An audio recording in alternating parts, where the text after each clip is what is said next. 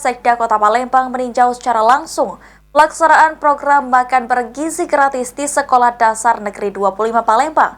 Pada kesempatan tersebut, beberapa hal perlu dilakukan evaluasi.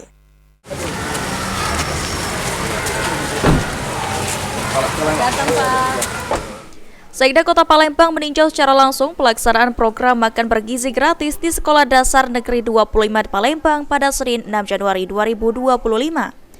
Sekda Kota Palembang Aprizal Hashim mengatakan dari pelaksanaan hari pertama makan bergizi gratis ini ada beberapa evaluasi, yakni tempat penyimpanan makanan sebelum dibagikan perlu diperbaiki dan pemerintah Kota Palembang akan membuat satuan tugas khusus untuk mengawasi makan bergizi gratis. Pelaksanaan MBG hari pertama ini baru dilaksanakan di 5 sekolah, yakni 2 SMP, 2 SD, dan 1 taman kanak-kanak atau PAUD.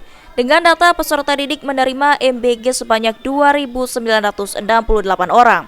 Untuk di SD Negeri 25 ini ada sebanyak 603 orang peserta didik yang menerima makan bergizi gratis.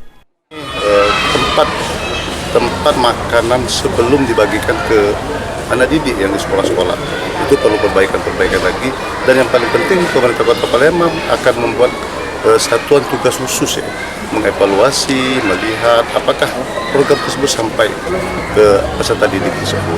Dan masalah dana, ya dananya memang dari pusat semua, dari Balai Badan Gizi Nasional, dari BGN untuk melaksanakan ini semua.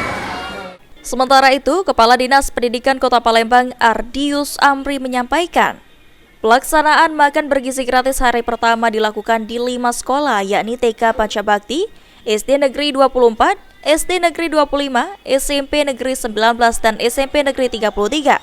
Pelaksanaan makan bergizi gratis hari pertama dikoordinir Dapur Umum di wilayah Ilir Barat 1 yang mampu memproduksi 3.000 porsi per hari. Di Kota Palembang ini ya, yang menjadi yang pertama di Sumatera Selatan yang pelaksanaan program makan bergizi gratis dari Bapak Presiden Republik Indonesia.